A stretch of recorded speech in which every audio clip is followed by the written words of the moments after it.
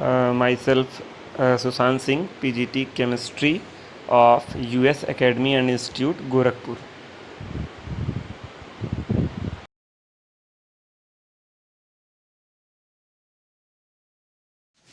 Good morning बच्चों। ठीक है, ये क्लास 11th चैप्टर 1 का सेकंड लेक्चर है, सेकंड वीडियो है। ठीक है, अच्छा मैंने आपको बताया था क्लास 11th का जो चैप्टर 1 है वो टोटली जो है 9th और 10th का इंट्रोडक्शन है। जो भी आप 9th और 10th में पढ़े हैं उसी का टोटल इंट्रोडक्शन है। क्या क्लास 11th का पहला चैप्टर क्या, मिक्सचर। पहले वीडियो को देख लीजिएगा, उसमें एक बड़ा सा मैंने टेबल टाइप का बनाया था पूरा। ठीक है, और उसमें मैंने आपको बताया था फिजिकल स्टेट के बेसिस पे मैटर कितने तरह के होते हैं, 5। Solid, liquid, gas, super cooled और सुपर हीटेड स्टेट। उसी का एक पार्ट आज बताने जा रहा हूं। ठीक है, क्या लिखा हुआ है, मिक्सचर। मिक्सचर का मतलब क्या होता है, दो या दो से अधिक कंपोनेंट को किसी भी रेशियो में मिला दीजिए।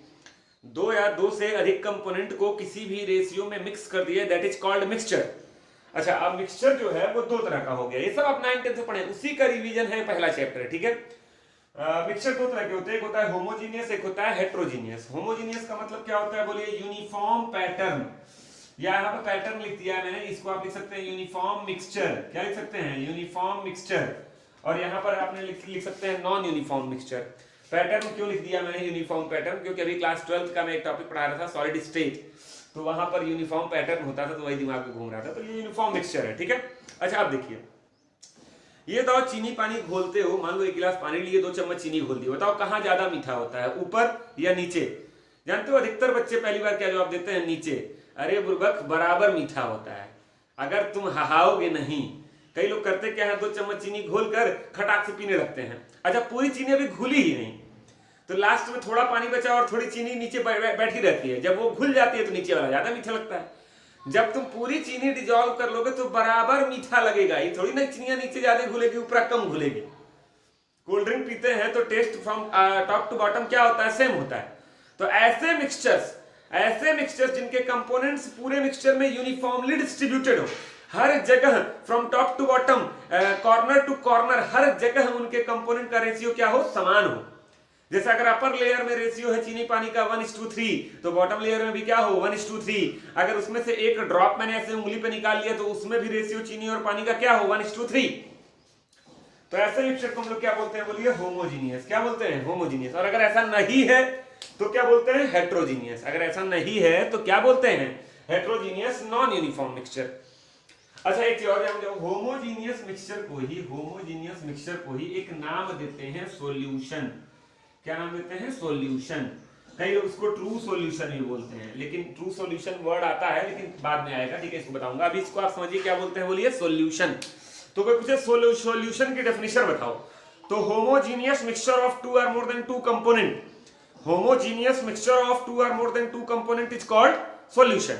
अब सॉल्यूशन भी कई तरह के होते हैं, बाइनरी सॉल्यूशन, टर्शियरी सॉल्यूशन। अगर केवल 2 कंपोनेंट है तो बाइनरी, अगर 3 कंपोनेंट है तो टर्शियरी, 4 कंपोनेंट है तो क्वाटरनरी सॉल्यूशन। भाई 1 गिलास पानी में 1 चम्मच चीनी भी घोल दिया, 1 चम्मच नमक भी घोल दिया, वो भी तो सॉल्यूशन है, वो भी तो होमोजीनियस मिक्सचर है। कितने कंपोनेंट है, 3, चीनी, पानी और नमक। तो हम लोग को बेसिकली पढ़ना होता है बाइनरी सॉल्यूशन के बारे में। किसके बारे में, बाइनरी। अच्छा, बाइनरी सॉल्यूशन का मतलब जिसमें एक कंपोनेंट घुलेगा और एक कंपोनेंट घोलेगा। चीनी और पानी में कौन डिजॉल्व होता है, चीनी, और किसके अंदर डिजॉल्व होता है, पानी। ठीक है, अच्छा अब देखिए, ये जो सॉल्यूशन है इसके 2 कंपोनेंट्स होते हैं, 2 कंपोनेंट्स होते हैं, वही जो अभी मैंने आपसे बताया। एक आपका क्या होता है बताइए, सोल्यूट। दूसरा क्या होता है, बोलो बच्चों, सॉल्वेंट। क्या होता है, सॉल्वेंट। अच्छा, अब मैं एक, जैसे मैं आज कुछ फार्मूले आप लोग को बताने वाला हूं, जिसपे आप लोग बकायदे बैठ के, कल जो है क्लास नहीं रहेगी, परसों फिर वीडियो अपलोड होगा, तो आप लोग बकायदे बैठ कर क्या कहते हैं, उस क्वेश्चन को लगा सकते हैं। जैसे मान लीजिए सॉल्यूशन भी किससे शुरू हो रहा है, एस से, और सोल्यूट भी किससे शुरू हो रहा है। अच्छा, एक सोल्यूट के बारे में जान जाओ, जो घुले। ठीक है, और ये होता है कम मात्रा में, इन माइनर अमाउंट, इन माइनर अमाउंट। देखिए बोल रहा हूं, इसको नोट करिएगा, इन माइनर अमाउंट। और सॉल्वेंट क्या होता है, जो जिसमें घोला जाए,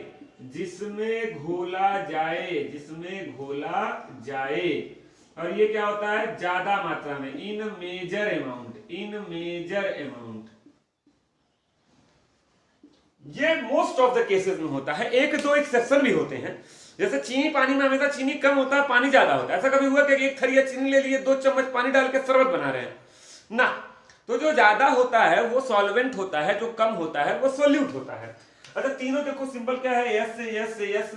अच्छा मान लो मैं फार्मूला डिराइव करूंगा तो बार बार लिखने का मन नहीं करेगा, सोल्यूशन सोल्यूट सॉल्वेंट। तो छोटा सा जान जाओ, सोल्यूशन को मैं रिप्रेजेंट करूंगा एस से, सोल्यूट को मैं रिप्रेजेंट करूंगा कैपिटल बी से, और सॉल्वेंट को मैं रिप्रेजेंट करूंगा कैपिटल ए से।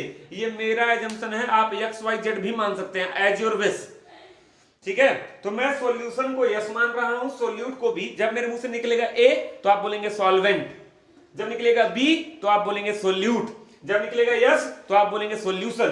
देखिए छोटा सा फार्मूला हो गया, यस बराबर ए प्लस बी। ठीक है, सॉल्यूशन बराबर सोल्यूट प्लस सॉल्वेंट या सॉल्वेंट प्लस सोल्यूट। सोल्यूट और सॉल्वेंट को मिक्स करते हैं तभी क्या बनता है, सॉल्यूशन। ठीक है, इसको नोट कर लीजिए, अब इसके आगे तुरंत चलते हैं। देखिए हेडिंग क्या है, कंसंट्रेशन ऑफ सॉल्यूशन। अच्छा कंसंट्रेशन का मतलब क्या होता है, अमाउंट। क्या होता है, अमाउंट। जैसे एक क्लास में जो है 40 बॉयज हैं और 20 गर्ल्स हैं, तो अगर कोई पूछे कि क्लास में बॉयज का कंसंट्रेशन ज्यादा है या गर्ल्स का, तो आप क्या बोलेंगे, बॉयज का। जैसे हमारा एयर है, हमारे एयर में नाइट्रोजन कितना है, आप पढ़े होंगे 79% के करीब, 78.4% के करीब। तो हमारे एयर में किसका कंसंट्रेशन ज्यादा है, नाइट्रोजन गैस का कंसंट्रेशन क्या है, सबसे ज्यादा है। तो यहां पर कंसंट्रेशन का मतलब किससे है, अमाउंट से है, कि पूरे सॉल्यूशन के अंदर कौन ज्यादा है, सोल्यूट ज्यादा है, सॉल्वेंट ज्यादा है, या सॉल्वेंट कितना ज्यादा है, या कितना ज्यादा है। दो सॉल्यूशन है, इसमें भी चीनी पानी का घोल है, इसमें भी चीनी पानी का घोल है, तो किसमें चीनी ज्यादा है, किसमें चीनी का कंसंट्रेशन ज्यादा है। तो कंसंट्रेशन ऑफ सॉल्यूशन निकालने के कई तरीके होते हैं। आप लोग के 11th में 4-5 तरीके दिए हुए हैं, मैं भी आप लोग को 5-6 तरीकों के बारे में बताऊंगा, 1-2 एक्स्ट्रा ही बता दूंगा। ठीक है, तो कुछ तरीकों के बारे में आपको बताऊंगा कंसंट्रेशन कैसे निकाला जाता है। तो बारी बारी बात करते हैं। कंसंट्रेशन का मतलब आप समझ गए, अमाउंट निकालना। ठीक है, अच्छा तो यस बराबर पहले बताया हूं, यस बराबर ए प्लस बी, जहां यस माने सॉल्यूशन, ए माने बच्चा सॉल्वेंट, बी माने सोल्यूट। अब देखो मैं पहली बात करने जा रहा हूं, बहुत इजी है इसलिए थोड़ा फास्ट चल रहा हूं। पहली बात मैं करने जा रहा हूं मास परसेंट की, मास परसेंट ऑफ ए। यहां पर हेडिंग डाल दो मास परसेंट। ठीक है, मास परसेंट, ये आपका पहला हो गया। अब इसमें फार्मूला बनेगा, ये तो मास परसेंट आपका पहला हो गया, मास परसेंट ऑफ ए। किसी सॉल्यूशन में दो कंपोनेंट है, ए भी और बी भी। अगर कोई बोले परसेंटेज निकालना है ए का मास परसेंट, आप लोग को परसेंटेज निकालने आता है, जिसका परसेंटेज निकालना होता है उसको ऊपर और टोटल नीचे इंटू 100।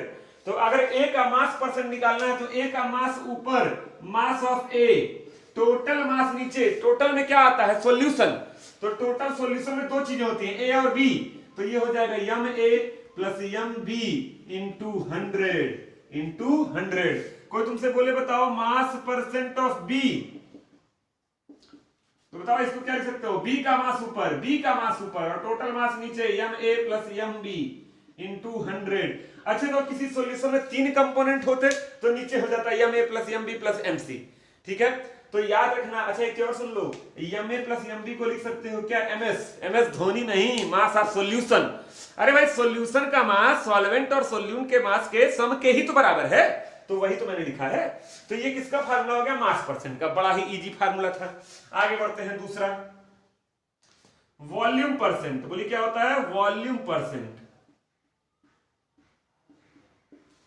अच्छा कोई तुमसे बोले बताओ वॉल्यूम परसेंट ऑफ ए, सब तुम लोग समझ रहे होगे। अरे भैया आपकी वॉल्यूम परसेंट पूछा है तो ए का वॉल्यूम ऊपर वी ए, टोटल वॉल्यूम नीचे V A plus V B into 100। कोई पूछे वॉल्यूम परसेंट ऑफ बी, तो बी का वॉल्यूम ऊपर वी बी, टोटल वॉल्यूम नीचे V A plus V B into 100। अच्छा V A plus V B को लिख सकते हो V S, volume of solution. तो कंसंट्रेशन निकालने का दो तरीका तुरंत मैंने आपको बता दिया, पहला मास परसेंट, दूसरा वॉल्यूम परसेंट। अभी और धीरे धीरे चल रहा हूं, इसको नोट किए रहेगा। कभी भी परसेंटेज पूछे, जिसका पूछे मास का पूछे तो जिसका मास का पूछ रहा है उसका ऊपर, टोटल नीचे इंटू 100। वॉल्यूम का पूछे तो जिसका पूछ रहा है उसका वॉल्यूम ऊपर, टोटल वॉल्यूम नीचे इंटू 100। दो कंपोनेंट है तो बाइनरी सॉल्यूशन, 3 है तो टर्सरी, ये 3 के लिए भी लग जाएगा, कोई दिक्कत नहीं है। ठीक है, इसको नोट करिए। नेक्स्ट देखिए, ठीक इसको मिटा दे रहा हूं, अब आराम से बताते चलिए। अब देखिए, नहीं अब देखिए तीसरा मोलैरिटी। मोलैरिटी देखिए इसमें थोड़ा सा लोचा आएगा, ठीक है। मोलैरिटी बहुत लोग 10th में भी सुने होंगे, बहुत लोग शायद आज 11th में ही पहले चैप्टर में इसका नाम सुन रहे हैं, लेकिन अधिकतर बच्चे ऐसे होते हैं जिनको 10th में बता दिया जाता है और बच्चे जान जाते हैं। थोड़ा एक्स्ट्रा है ये, किताबों में नहीं मिलता है तो भी, ठीक है, मतलब 10th के सिलेबस में नहीं है। मोलैरिटी इसका फार्मूला होता है number of moles of solute divided by volume of solution in litre. LT माने लीटर। अब इतना बड़ा बड़ा लिखने का मेरा मन नहीं कर रहा है। मोलैरिटी को रिप्रेजेंट करते हैं कैपिटल एम से, नंबर ऑफ मोल को रिप्रेजेंट करते हैं एन से, सोल्यूट का मतलब बताया था अभी कुछ देर पहले बी, छोटा सा लिख दिया N B, number of moles of solute, volume का मतलब वी और सॉल्यूशन का मतलब यस, और ब्रैकेट में लिख दिया लीटर, लीटर में, ठीक है। तो मोलैरिटी का एक फार्मूला हो गया, molarity is equal to number of moles of solute divided by volume of solution in litre. अगर क्वेश्चन में वॉल्यूम दिया हुआ है मिलीलीटर में तो उसको आप कन्वर्ट कर लेना लीटर में, वॉल्यूम किसी में भी दिया रहे उसको आप कन्वर्ट करेंगे लीटर में, ठीक है। अच्छा एन बी का मतलब क्या होता है, एन माने नंबर ऑफ मोल और बी माने सोल्यूट। कई बच्चे हैरान परेशान कि सर मोल कहा कि मोल क्या होता है। अरे बुर्बक 9th में पढ़े थे मोल, याद आ रहा है, लेकिन कोई बात नहीं, इसी चैप्टर में मैं भी आपको मोल पढ़ाऊंगा, लेकिन 9th में आप पढ़े थे मोल तो, लेकिन फिर भी यहां पे बता दे रहा हूं नंबर ऑफ मोल का फार्मूला होता है, नंबर ऑफ मोल का फार्मूला होता है weight WEIGHT, weight of solute in gram, weight of solute in gram divided by molar mass या मॉलिक्यूलर मास, मोलर मास या मॉलिक्यूलर मास या वेट, जो भी आप इसको कह लीजिए। तो number of moles of solute NB बराबर क्या हो जाएगा बताओ, WB बाई कैपिटल MB। बच्चों ध्यान देना, इस एम का मतलब मोलैरिटी है और इस एम का मतलब मोलर मास है, मॉलिक्यूलर मास है। वाटर का मॉलिक्यूलर मास क्या होता है 18, ठीक है। तो ये एम का मतलब मॉलिक्यूलर मास है और इस एम का मतलब मोलैरिटी है, कंफ्यूज ना होइएगा, इस एम का मतलब। तो नंबर ऑफ मोल आप कैसे निकालेंगे, वेट दिया हुआ रहेगा ग्राम में और उसका मोलर वर्ड से डिवाइड कर देंगे। मैं आपसे कहूं 4 ग्राम H2 तो बताओ मोल क्या होगा, मोल बराबर, अरे 4 ग्राम ऊपर और H2 का मोलर मास क्या होता है, H का एटॉमिक मास होता है 1, तो 2 H2 का क्या हो जाएगा 2, तो 4/2 यानी 2। बोल दे 6 ग्राम H2SO4 तो बताओ इसका नंबर ऑफ मोल क्या हो जाएगा, मोल बराबर 6 दिया हुआ है ये ऊपर और इसका मोलर मास निकालोगे तो H का 2, सल्फर का 32, O का 16, 16 चौको 64, 32, 96 तो 98 निकाल लेना घर बैठ के आराम से। तो मोल बराबर क्या हो गया 6/98। तो ये मोल निकालकर आप यहां रखोगे, अगर मोल डायरेक्ट दिया तो डायरेक्ट रख दोगे, नहीं दिया तो आप ऐसे निकालोगे, निकालकर यहां रखोगे, वॉल्यूम ऑफ सॉल्यूशन रखोगे लीटर में और मोलैरिटी निकल जाएगी। ये फार्मूला याद रखना, इस पर भी न्यूमेरिकल लगवाऊंगा, ठीक है। अच्छा एक चीज और दिमाग में बैठा लो कि ये जो वॉल्यूम ऑफ सॉल्यूशन है ये नहीं दिया रहे किसी क्वेश्चन में तो मोस्ट ऑफ द केसेस में 1 लीटर होता है। क्या होता है 1 लीटर। अगर नहीं गिवन है तो कोई इंफॉर्मेशन वॉल्यूम के बारे में बात नहीं कर रहा है तो 1 लीटर। तो ये नोट कर लीजिए। नेक्स्ट चलते हैं तीसरे के बाद चौथे पे।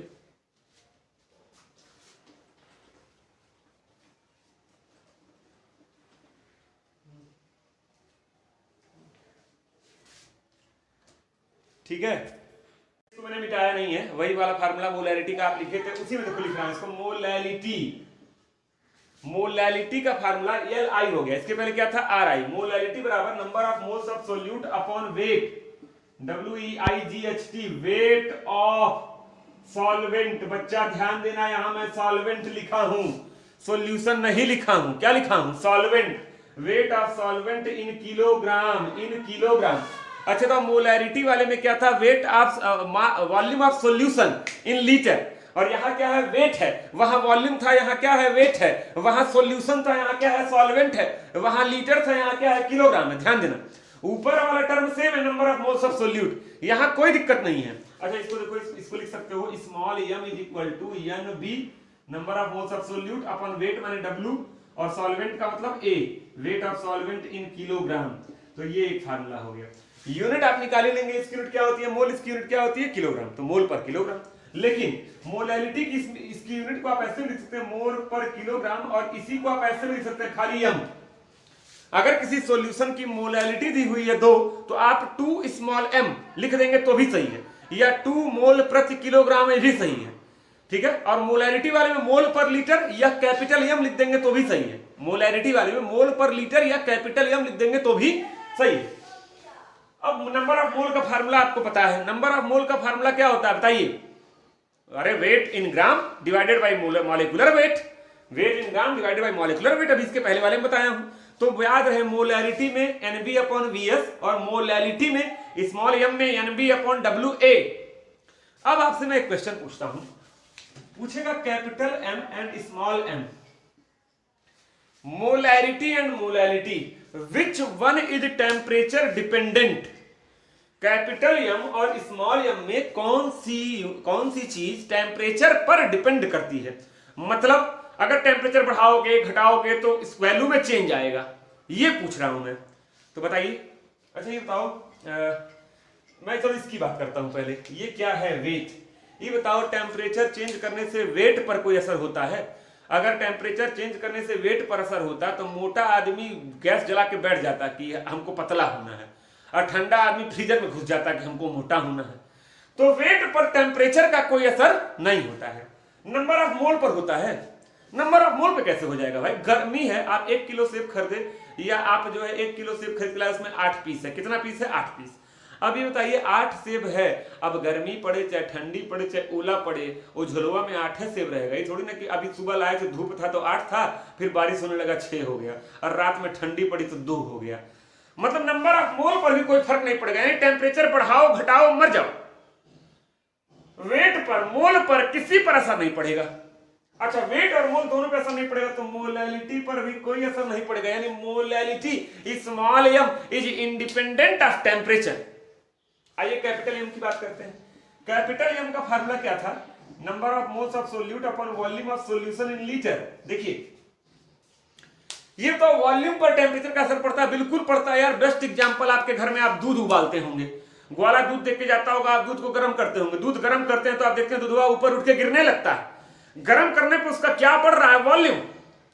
वेट नहीं बढ़ रहा है, वेट तो उसका फिक्स है, लेकिन इसका क्या बढ़ रहा है? वॉल्यूम। पहले आधा भगोना था, गर्म किए पूरा भगोना हो गया, और गर्म किए गिरने लगा, पूरे गैस पे फैल गया, यानी गर्म करने पर वॉल्यूम चेंज होता है। बढ़े घटे उस डिटेल में आप जाइए।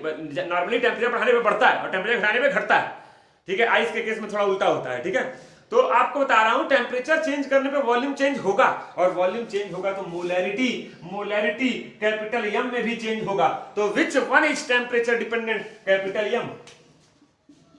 तो मोलैरिटी इज टेम्परेचर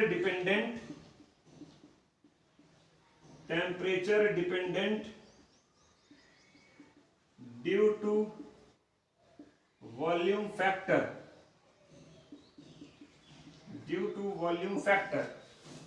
ठीक है। तो ये ध्यान रखिएगा, ये नहीं डिपेंड करता है। इसके पहले जो पढ़ाया था मोलैरिटी, वो डिपेंड करता है। एक क्वेश्चन मैं आपसे पूछ रहा हूं, इसका जवाब आप दीजिएगा मुझे, ठीक है, चाहे मैसेज करके, चाहे कॉल करके, चाहे कैसे भी।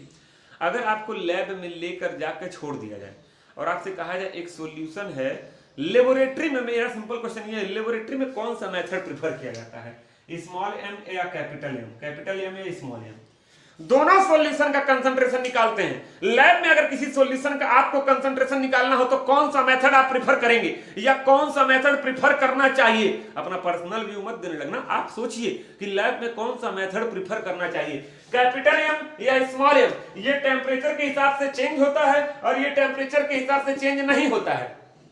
कौन सी वैल्यू लैब में प्रेफर करनी चाहिए? इसका जवाब आप दीजिएगा। मैं बढ़ता हूं आगे वाले टॉपिक की। अगला आपका टॉपिक है मोल फ्रैक्शन। क्या है?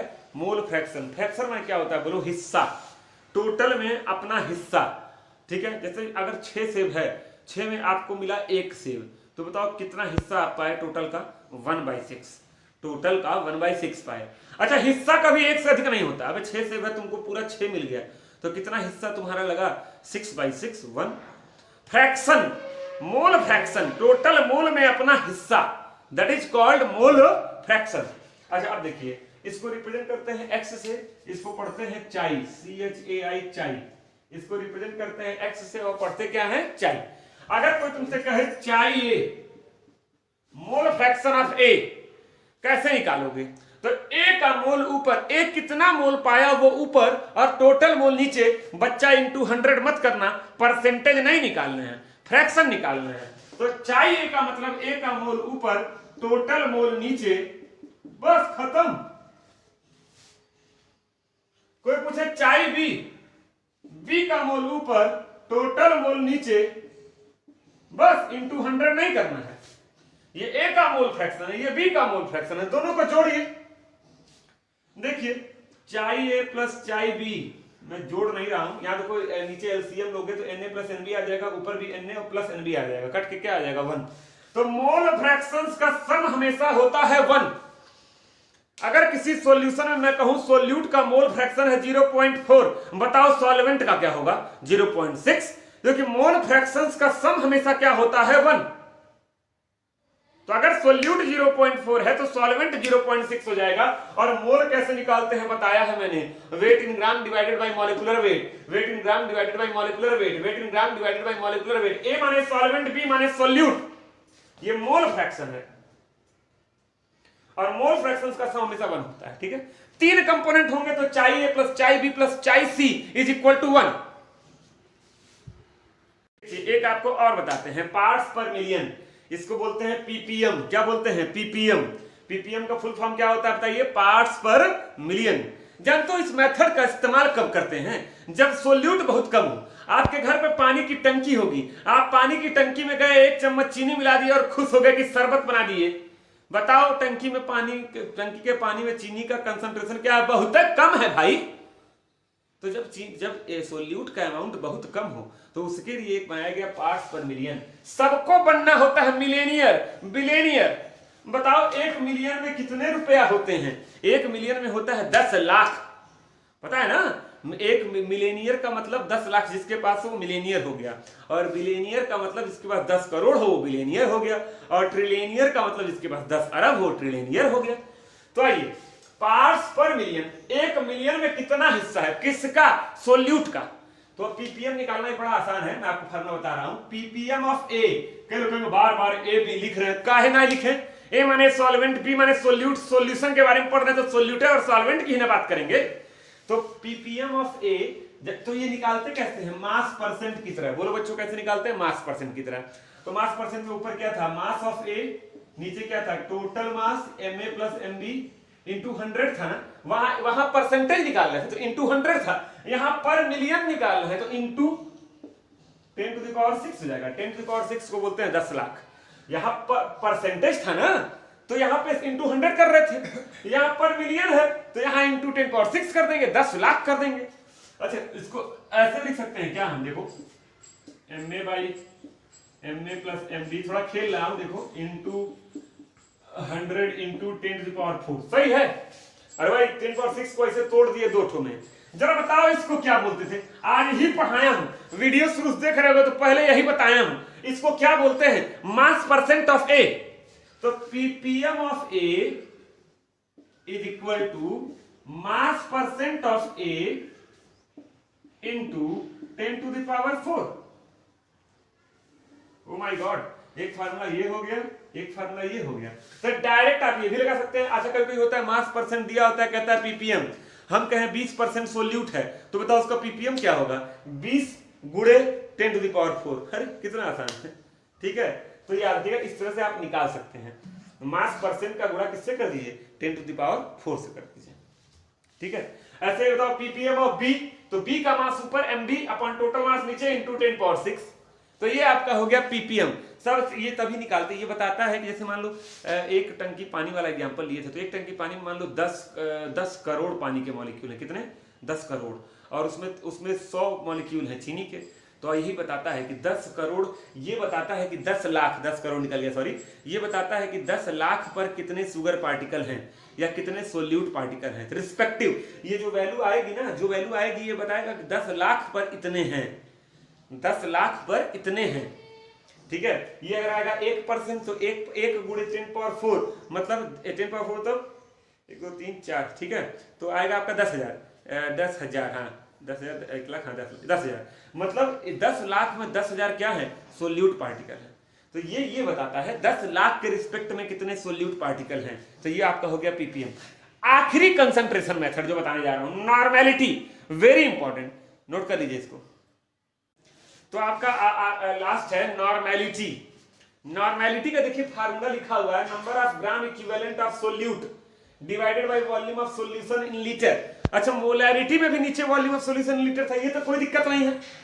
ऊपर देखिए लिखा हुआ है ग्राम इक्विवेलेंट। कई बच्चे सोच रहे होंगे सर ये ग्राम इक्विवेलेंट क्या है, ये क्या है ग्राम इक्विवेलेंट? ग्राम इक्विवेलेंट निकालने का एक अलग फार्मूला है, नॉर्मेलिटी निकालने का ये फार्मूला है, और ग्राम इक्विवेलेंट निकालने का एक अलग फार्मूला है। तो लिख रहा हूं देखिए, gram equivalent of solute is equal to weight, WEIGHT, weight in gram solute का, ठीक है, divided by equivalent weight, divided by equivalent weight, WEIGHT, equivalent weight. अब कई बच्चे कहेंगे नॉर्मेलिटी का ये फार्मूला बहुत शानदार फार्मूला, ध्यान दीजिएगा, मैं इतना आसान अभी आपके लिए बना दूंगा, अभी आपको लगेगा बड़ा टफ है, तो लग रहा है गड़बड़ा गया। Normality, number of gram equivalent of solute divided by volume of solution in litre. Gram equivalent निकालने के लिए भाई ये आप पहली बार नंबर सुन रहे होंगे, तो ग्राम इक्विवेलेंट निकालने का एक अलग फार्मूला है, weight in gram divided by equivalent weight. कई बच्चे परेशान, ओ माय गॉड ये इक्विवेलेंट वेट क्या है, ये निकालने का एक अलग फार्मूला है। अभी हो लो परेशान, अभी आसान कर दे रहा हूं। Equivalent weight is equal to molecular wait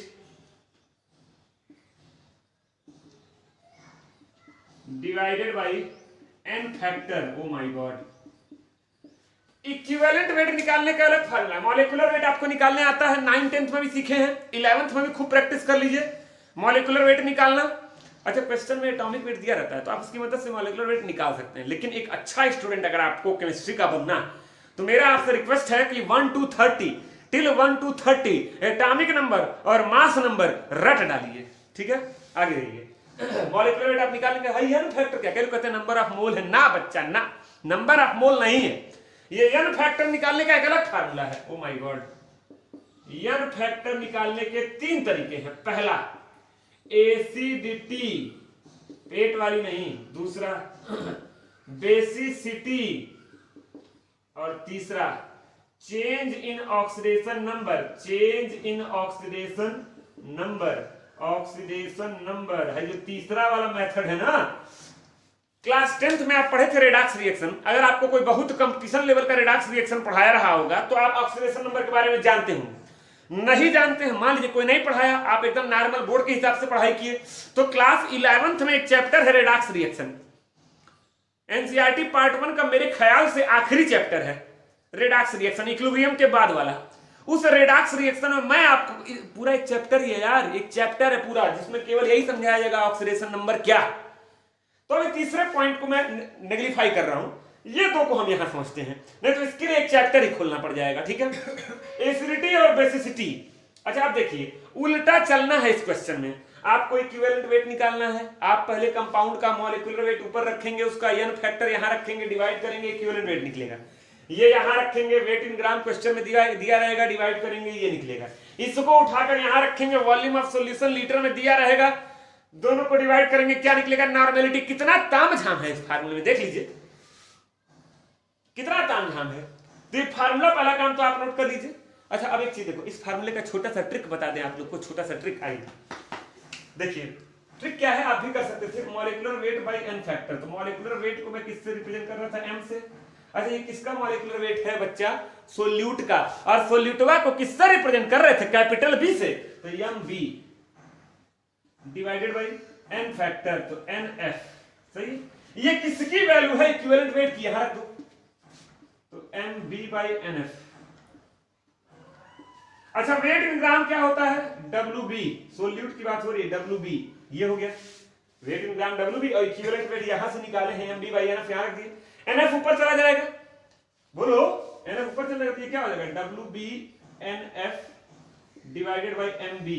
सही है, ये किसकी वैल्यू है बच्चा, ये किसकी वैल्यू है, ग्राम इक्विवेलेंट की, यहां रख दो। वॉल्यूम ऑफ सॉल्यूशन हो जाएगा वीएस, तो बताओ नॉर्मेलिटी क्या निकल के आ गई, normality n is equal to, यहां रखोगे जब ये पूरी वैल्यू, और नीचे हो जाएगा वीएस, तो W B N F by M B V S.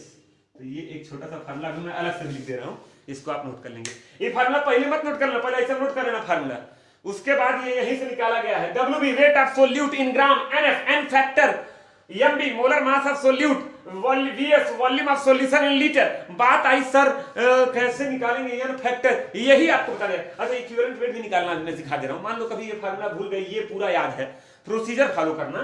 तो इक्विवेलेंट वेट बराबर क्या होता है, molecular weight by N factor. तो ये कैसे निकालते हैं और एन फैक्टर कैसे निकालते हैं, ये मैं अभी आपको बता रहा हूं, फिर मैं इस फार्मूले पे जाऊंगा, ठीक है, नोट कर लीजिए। अच्छा देखिए अब जो है आपको बता रहा हूं एन फैक्टर। एन फैक्टर का दो मतलब आपको बताया था, एसिडिटी और बेसिसिटी। मतलब कोई एसिड होगा क्या देगा, H प्लस आयन, कोई बेस होगा क्या देगा, OH माइनस आयन। तो कोई कंपाउंड जितना H प्लस आयन दे रहा है वो उसकी एसिडिटी हो गई, कोई कंपाउंड जितना OH माइनस आयन दे रहा है वो उसकी बेसिसिटी हो गई। तो number of H plus ion, number of replaceable H plus ion और OH minus ion in the aqueous solution और in during any chemical reaction is called N factor. अभी तीसरा नहीं बता रहा हूं, चेंज इन ऑक्सीडेशन नंबर। जैसे मान लो मैंने लिख दिया HCl, H2SO4, H3PO4, ठीक है, HNO3, कोई बेस ले लेना है, NaOH, ठीक है, ये हो गया। अब आप लोग 10th से 11th में आए, हो सकता है आपको बहुत आइडिया ना हो सर कैसे H प्लस निकलेगा, कैसे OH माइनस निकलेगा, तो ऐसे ट्रिक जान जाओ। हाइड्रोजन गिनती आता है, 4-5 ले गिनती आता है ना, 1 2 3 4 5, बस बहुत है, गिनती आना चाहिए, गिन लो। ये बताओ यहां पर कितना हाइड्रोजन है, 1 है, तो एन फैक्टर 1 हो गया। यहां कितना हाइड्रोजन है, 2 है, तो 2। यहां कितना है, 3। यहां कितना है, 1। मॉलिक्यूलर वेट बताओ HCl का क्या होता है, H का 1, इसका 35.5, तो 36.5। इसका बताओ 98। हमको निकालने आता है, आप निकालिएगा, वीडियो बहुत लंबा हो रहा है इसलिए तेज बता रहा हूं। H3PO4 इसका भी 98 आएगा। हाइड्रोजन का 1 होता है, फास्फोरस का 31, ऑक्सीजन का 16, तो 1600 को 64 और 31 95, 3 98। NaOH सोडियम का 23, ऑक्सीजन का 16, हाइड्रोजन का 1 आएगा 40, हो गया। ये मॉलिक्यूलर वेट है, ये एन फैक्टर है। हाइड्रोजन गिन लिए एन फैक्टर। कई लोग कहेंगे सर कहीं अगर हाइड्रोजन ना हो तो, अगर हाइड्रोजन नहीं होगा ना तब वहां तीसरा वाला लगेगा, चेंज इन ऑक्सीडेशन नंबर, जो कि एन फैक्टर की वैल्यू आप 0 नहीं ले सकते हैं। एन फैक्टर की वैल्यू 0 ले लोगे तो इक्विवेलेंट वेट ही अनडिफाइंड हो जाएगा। इक्विवेलेंट वेट बराबर होता है molecular weight divided by N factor. N factor नीचे है, डिनोमिनेटर में है, अगर उसी को 0 कर दोगे तो खत्म हो जाएगी कहानी, अनडिफाइंड हो जाएगा। ये नहीं करना है, ठीक है। अच्छा अब देखो इक्विवेलेंट वेट बराबर क्या होता है, molecular weight by N factor. तो इतना बटे 1 यानी 36.5, इतना बटे 2 यानी 98 यानी 49, जो डिवाइड हो जाए डिवाइड कर लेना है। इतना बटे 3 यानी 98/3, इतना बटे 1 यानी 40। तो ऐसे आप इक्विवेलेंट वेट भी निकाल सकते हैं, ऐसे आप इक्विवेलेंट वेट निकाल सकते हैं। और फिर इक्विवेलेंट वेट ऊपर रख दोगे, सारा फार्मूला बड़ा बड़ा लिखा ही है, छोटा वाला फार्मूला दे दिया है मैंने आपको। छोटा वाला फार्मूला क्या दिया था बोलो, normality is equal to WB into NF divided by MB into VS, यही ना दिया था भैया, यही फार्मूला था ना। फिर से सब टर्म सुन लो, N का मतलब नॉर्मेलिटी, WB का मतलब wait of solute in gram, NF का मतलब एन फैक्टर, MB का मतलब molar mass of solute, VS का मतलब volume of solution in litre. Note कर लीजिए इसको। अच्छा देखिए जब नॉर्मेलिटी निकालते हैं तो एन फैक्टर की जरूरत पड़ेगी, तो एन फैक्टर की जरूरत जब आपको पड़ेगी तो वहां पर जानते हैं क्या होता है, कुछ एक्सेप्शन भी होता है। देखिए लिखा है H3PO4 के लिए एन फैक्टर की वैल्यू 3 होगी, 3 हाइड्रोजन है। अगर कहीं न्यूमेरिकल में ये आ जाए तो कई बच्चे कहते हैं 3, सर बोले थे हाइड्रोजन गिन लो, यहाँ 2 होता है और यहाँ क्या होता है, 1 होता है। ये दोनों एक्सेप्शन है, ये तो मान लो फिट हो गया 3 3। एन फैक्टर का हकीकत वाला मतलब लिखा, असली वाला मतलब लिखा है number of replaceable H plus और OH माइनस आयन। अब आप 11th में आए हैं, कई बच्चे 10th में खूब बढ़िया से स्ट्रक्चर बनाना सीखे होंगे, कई बच्चे नहीं सीखे होंगे। जो नहीं सीखा है परेशान ना हो, चैप्टर नंबर 4 केमिकल बॉन्डिंग, आपके 11th का ही चैप्टर नंबर 4 केमिकल बॉन्डिंग है, शानदार तरीके से आपको सिखाऊंगा कैसे स्ट्रक्चर बनाते हैं। लेकिन फिर भी ये एक्सेप्शन नॉर्मेलिटी का है तो यहीं पर बता दें, भले स्ट्रक्चर की मदद की यहां जरूरत पड़ेगी। तो जो लोग स्ट्रक्चर जानते हैं वो समझे, जो नहीं जानते वो याद कर लेंगे कि ये 2 एक्सेप्शन है, ठीक है। H3PO4 का स्ट्रक्चर ये होता है,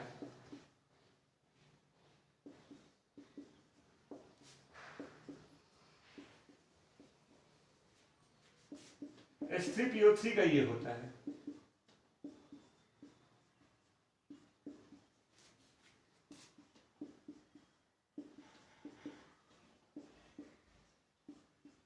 ठीक, ये बताओ यहाँ H किससे कनेक्टेड है? O से, और O second most electronegative element है। अच्छा बताओ, इलेक्ट्रोनिगेटिव एलिमेंट होगा तो बॉन्ड के इलेक्ट्रॉन को अपनी ओर खींच लेगा, और जब इसको पानी में घोलोगे तो ये इजीली क्या दे देगा? H+, ये इजीली क्या दे देगा? H+, ये इजीली क्या दे देगा? H+। ये तीनों H O से कनेक्टेड है, इसीलिए 3 H+ रिप्लेस हो रहे हैं, इसीलिए n फैक्टर की वैल्यू 3।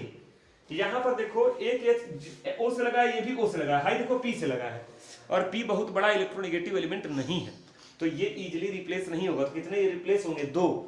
2, इसलिए 2। और यहाँ देखो एक ही H O से लगा है, तो कितने रिप्लेस होंगे? 1, और ये दोनों डायरेक्ट P से लगे हैं, तो इसलिए इसकी वैल्यू क्या हो गई? 1।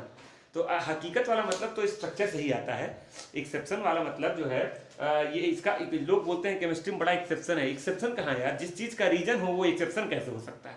अगर इसका रीजन है, सही रीजन है, तो एक्सेप्शन कैसे हुआ?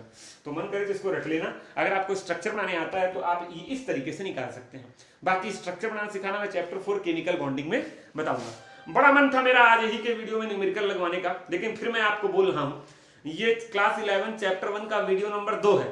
वीडियो नंबर 2 में मैंने तमाम फार्मूले आपको बताए, और वीडियो नंबर 3 में मैं पूरा आधे घंटे 40 मिनट कम से कम 7-8 न्यूमेरिकल आपको लगवाऊंगा।